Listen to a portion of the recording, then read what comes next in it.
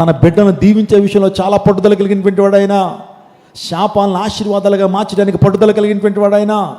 తన ప్రజలను ఉన్నతమైన స్థానం నిలబెట్టడంలో పట్టుదల కలిగినటువంటి వాడు ఆయన. యోసేపుని ఎలాగన్నా సరే ఏమండి చంపేయాలి, యోసేపు ఎలాగన్నా సరే వాడి యొక్క కళలు ఏమి నెరవేర్చబడకూడదని అన్నలు అనుకున్నారు. కానీ దేవాదేవుడు కొన్ని సంవత్సరాలను తీసుకెళ్లి సింహాసనం మీద కూర్చోబెట్టాడు. ఏ అన్నలైతే మాస్టర్ ప్లాన్ చేసి కపటోపాయముల చేత తమ్ముడిని ఏం చేయాలనుకున్నారు, నష్టపరచాలనుకున్నారో, ఆ తమ్ముడి దగ్గరికి సాష్టాంగపడి ఏం చేసేస్తున్నారు, నమస్కారం చేసేస్తున్నారు. వద్దురా బాబు నీ నమస్కారాలు అంటే, లేదు సార్ అని చెప్పి యోసేపు ముందు ఏం చేస్తున్నారు అన్నలో.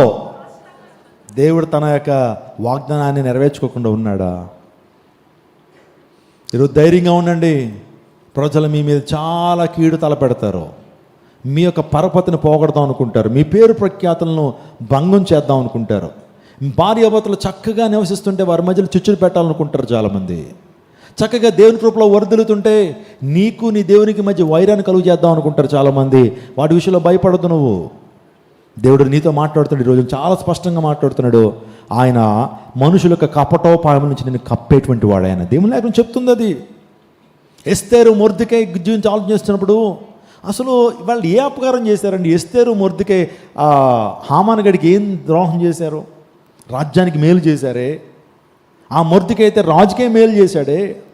రాజుకి ఎంత మేలు చేశాడు? రాజుని చంపాలని ఇద్దరు వ్యక్తులు బిక్తాను తెరేష్ అనేటువంటి ఇద్దరు రాజును చంపాలని ప్రయత్నం చేస్తే చాలా నమ్మకస్తుడు ఎవరు? ద్వారపాలకుడు మొర్దెకై ఆ విషయాన్ని గమనించాడు. ఏంటి ఇక్కడ ఏదో తేడాగా జరుగుతుంది, ఇక్కడ ఏదో రాజుగారి కుట్ర ఏదో పన్నుతున్నారు అని గమనించి మాస్టర్ ప్లాన్ వేసి స్టింగ్ ఆపరేషన్ చేశాడు. చాలా చాలా చాకచక్యంతో స్టింగ్ ఆపరేషన్ చేసి మొత్తం ఆ ప్లాన్ అంతా కూడా ఎగ్జిక్యూట్ చేయబడాల్సిన ఆ ప్లాన్ అంతా కూడా మొర్దెకై డిస్మాంటిల్ చేసి, రాజా మీ మీద ఇటువంటి కుట్ర జరుగుతుందయ్యా, ఇదిగో ఈ విధంగా ప్లాన్ చేసుకున్నారు, మీరు ఇలా తప్పించుకోండి అని చెప్పి అద్భుత రీతిగా రాజును సంరక్షించడంలో ప్రముఖమైన పాత్ర వహించినటువంటి వాడు మొర్దెకై యూదుడు అనే మాట దేవునికి తెలుస్తుంది. నేను యూదును కనుక ఆ కార్యం నేను చేయను అంటాడు. అలాంటి మొర్దెకై మేలు చేస్తే మంత్రి ఉన్నాడు ఆ రాజ్యంలో, వాడి పేరే హామాను. యూదా జాతిని మొత్తం యూదులందరినీ, దేవుని ప్రజలందరినీ చంపేయాలి. ఈరోజు ఎందుకండి దేవుని ప్రజలు అంటే అంత క్రోధం? ప్రజలకి ఏ హాని చేస్తారు దేవుని ప్రజలు? ఇంకా దేశం కోసం ప్రార్థన చేస్తారు, అనేక మార్పు చెందాలని ప్రార్థన చేస్తారు, లంచాలు తీసుకోరు, నీతిగా న్యాయంగా బ్రతుకుతారు, ఏమంటే వ్యర్థంగా మాట్లాడరు, లేకపోతే నిజంగా మంచిగా బ్రతికేటువంటి వారు దేవుని బిడ్డలు. మరి మిగతా వాళ్ళకి ఎందుకు కోపం వస్తుంది? మీరు హిస్టరీని చూసుకుంటా ఉంటే ఈ దేవుని ప్రజలను నాశనం చేయాలి, దేవుని ప్రజల మీద దాడులు చేయాలి, దేవుని ప్రజలను ఎలాగైనా సరే అనగదొక్కాలనే ఆలోచన ఎందుకు కలుగుతుందంటే వాళ్ళ పాపానికి అడ్డొచ్చేటువంటి వారు ఎవరు? దేవుని ప్రజలు. దేవుని ప్రజలు నీతిగా జీవిస్తుంటే చాలామందికి నచ్చదు. ప్రభుత్వానికి కూడా ఈ రోజున ఏం కావాలంటే త్రాగుబోతులు కావాలి. ఎందుకంటే త్రాగుబోతుల ద్వారానే వాళ్ళకి డబ్బులు వస్తున్నాయట. హైయెస్ట్ ట్యాక్స్ పేయర్స్ అంటాళ్ళు. ఏమండి, పైకి మాత్రం మద్యపాన నిషేధం అంటారు, కానీ లోపల మాత్రం మద్యపాన నిషేధం చేయటం ప్రభుత్వానికి ఇష్టం కాదు. ఎందుకంటే దాని ద్వారా రెవెన్యూ ఎక్కువ వస్తుందట. అందుని బట్టి మద్యపాన నిషేధం జరగాలని, అసలు మద్యం తాగేటువంటి వారు తగ్గిపోవాలని ప్రార్థన చేస్తే ప్రభుత్వానికి ఏం తగ్గిపోతుంది? అందుని బట్టి మనం నచ్చం. కొన్ని వ్యాపారాలు జరగాలంటే ఏం కావాలి? అన్నీ కూడా పాపంతో నింపబడ్డాయి. కాబట్టి దేవుని ప్రబోధకులకి మేమేం చెప్తాం? పాపాన్ని విడిచిపెట్టండి, ధూమపానాన్ని విడిచిపెట్టండి, మద్యపాన్ని విడిచిపెట్టండి, వ్యభిచారాన్ని విడిచిపెట్టండి, వేశ్యాగమనం విడిచిపెట్టండి అంటే ప్రభుత్వాల్లో చాలా చాలా రెవెన్యూ తగ్గిపోతుంది. అందుని బట్టి క్రైస్తవులు అనేటువంటి వారు ద్వేషాన్ని పెట్టుకుంటున్నారు, క్రైస్తవుల మీద దాడులు చేస్తున్నారు. అనంతపూర్ అనే ప్రాంతంలో కొంతమంది ఒక సంఘం వారు అనుకుంటా దైవసేవుడు కలిపి బస్సు మీద వెళ్తూ గ్రామాన్ని దర్శించి మంచి మాటలు చెప్పాలని, యేసే సువార్త చెప్పి అనేక మంది హృదయాల్లో మార్పు తీసుకురావాలని ప్రయత్నం చేస్తుంటే బస్సును రోడ్డు మీద ఆపి కర్రలు తీసుకుని కొట్టడం ప్రారంభించారండి. ఎవరు స్పందించలా? ఏ గవర్నమెంట్ వారి మీద కేసులు వేయలా? నిజంగా ఆ యొక్క సోషల్ మీడియాలోకి వచ్చినా సరే ప్రభుత్వంలో ఒక ఎమ్మెల్యే ఎంపీ కూడా మాట్లాడలేదు. ఏంటి ఇలా చేయడం ఏంటి? భారతదేశం అనేది లౌకిక రాజ్యం.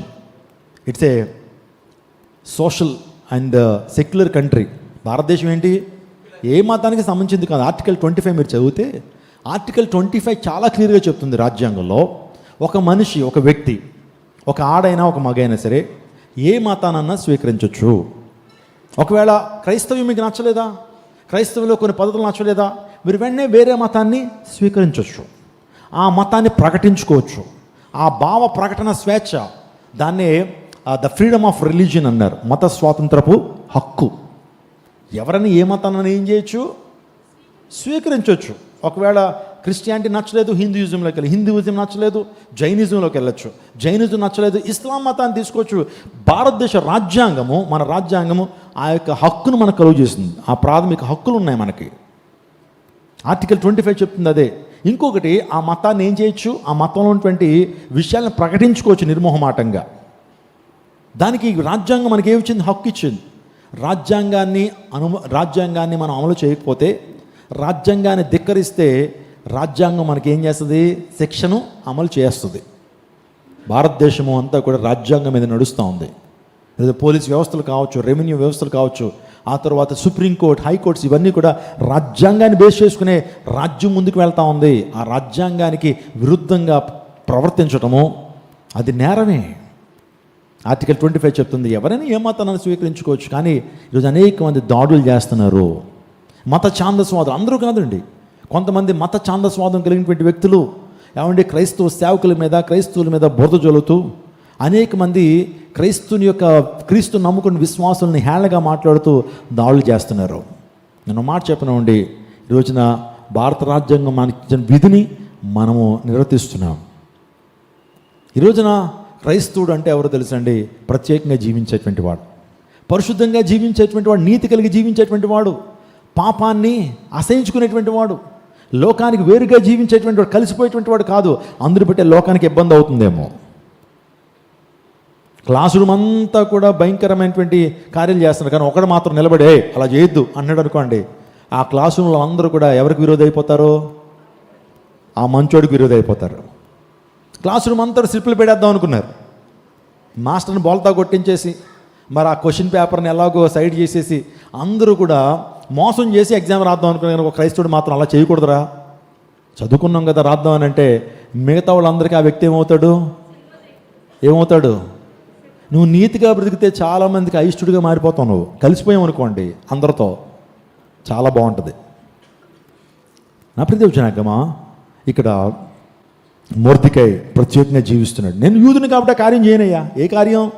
మొక్కమన్నాడు వచ్చి, నా కాళ్ళ మీద పడయ్యా, నేను మంత్రిని అంటే, నువ్వు మంత్రి కావచ్చు, లేకపోతే ప్రైమ్ మినిస్టర్ కావచ్చు, నా దేవునికి తప్ప నేను ఎవరికి మొక్కనయ్యా. కావాలితే నీకు షేక్ హ్యాండ్ ఇస్తాను, లేకపోతే గుడ్ మార్నింగ్ గుడ్ ఈవినింగ్ చెప్తాను, కానీ సాష్టాంగ నమస్కారం నా దేవునికి మాత్రమే చేస్తాను అని ఎప్పుడైతే చెప్పగానే ఫీల్ అయిపోయాడు అయ్యగారు.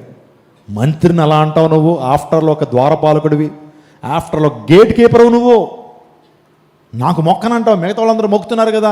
లేదు సార్, మాకు గ్రంథం, మా దేవుడు అలా చెప్పారు, ఆయనకి తప్ప ఎవరికి మహిమ రాకూడదు నా జీవితాన్ని బట్టి అన్నప్పుడు కోపం పెంచేసుకున్నాడు, గ్రిడ్జ్ పెంచేసుకున్నాడు.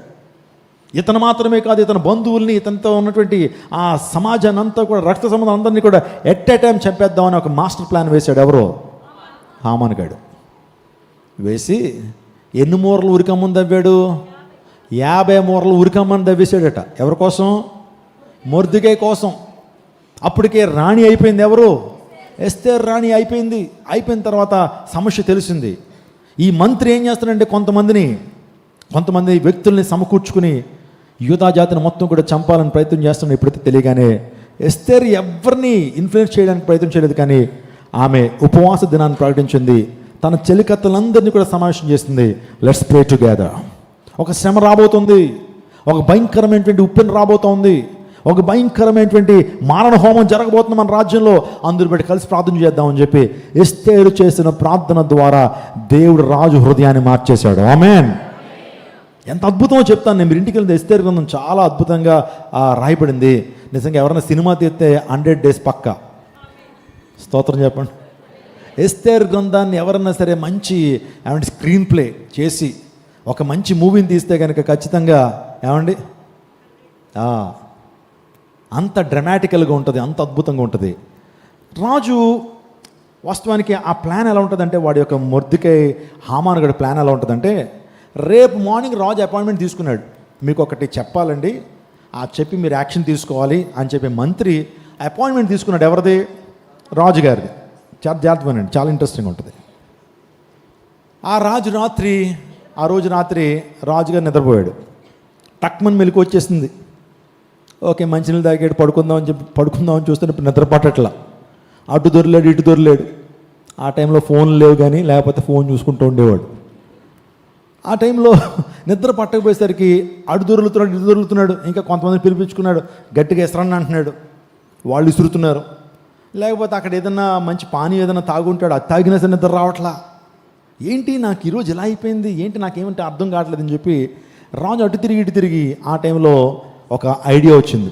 సమాచార గ్రంథాన్ని ఒకసారి చూద్దాం, ఖాళీగా ఎందుకు ఉండటం, నిద్రపోవడం ఎందుకని చెప్పి తన యొక్క రూమ్లోనే సమాచార గ్రంథం ఉంది. ఏముంది? మొత్తం రాజ్యంలోని ఇంపార్టెంట్ థింగ్స్ అన్ని కూడా అందులో రాసి అక్కడ పెడతారు, రాజు అప్పుడు చూస్తాడని.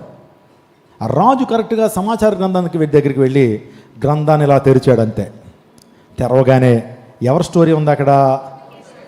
మొర్దెకై యొక్క స్టోరీ ఉంది. మొర్దెకై అనేది ఒక ద్వారపాలకుడు, చాలా చిన్న ఎంప్లాయీ. మీ మీద ఒక పన్నాగం, మీ మీద ఒక కాన్స్పిరసీ, మీ మీద కుట్ర మన రాజ్యంలో ఉన్నటువంటి వారు చేస్తే వారిద్దరి యొక్క పన్నాగాన్ని ఏం చేశాడు? డిస్మాంటిల్ చేశాడు. వారిద్దరు పన్నాగాన్ని చెడగొట్టి నిజంగా రాజుకి ఎంతో మేలు చేశాడు. ఎవరో? మొర్దెకై. మరి కింద తనకి ఇచ్చిన రివార్డ్ ఏదైనా ఉందంటే ఏమి రివార్డ్ ఇవ్వలా. ఉద్యోగంలో శాలరీ పెంచలా, ప్రమోషన్ ఇవ్వలేదు. నిజంగా మొర్దెకై ఇప్పటికి ఎలా ఉన్నాడు? ద్వారపాలకుడుగానే ఉన్నాడు. రాజు బాధపడ్డాడు, అయ్యో ఇంత మేలు చేశాడే, నా మీద కుట్ర పనిటువంటి వాడిని పట్టించినటువంటి ఆ మొర్దెకైకి ఏం మేలు చేయలేదే, ఎందుకు ఈ వ్యక్తి మరవబడ్డాడు? అది కూడా మరవబట్టం కూడా దేవుని చిత్తమే. స్తోత్రం చెప్పండి. మరవబట్టం కూడా దేవుని యొక్క చిత్తమే. ఏ టైంలో గుర్తుకు రావాలో ఆ టైంలో గుర్తు చేయించాడు నా ప్రభు. అదే కనుక ముందు గుర్తు చేయించి ఉంటే ఇచ్చేసాడు ఆయనకి ఏదన్నా ఒక ₹1,00,000 ప్రైజ్ మనీ ఇచ్చేసి ఒక ప్రమోషన్ ఇచ్చేసేయండి, ఇంక్రిమెంట్ పెంచేయండి అనేవాడు. కానీ దేవుడు ఆ టైంలో చేయలేదు. మొర్దెకై చాలా బాధపడి ఉంటాడు, అయ్యో ఇంత గొప్పగా నేను కార్యం చేస్తే రాజు కనీసం గుర్తించలేదే, దగ్గర తీసుకొచ్చి శభాషణ అనలేదే, అసలు ఎందుకు దేవుడు నన్ను చూస్తున్నాడా చూడలేదా, ఇంత రిస్క్ చేసి ఇంత మేలు చేస్తే రాజు కనీసం నాకేం చేయలేదు, మేలు చేయలేదు అని బాధపడి ఉంటాడు. కానీ దేవుడు తగిన కాలం హెచ్చిస్తాడు. స్తోత్రం చెప్పండి. Hallelujah. In his appointed time, in his due time, God will exalt you.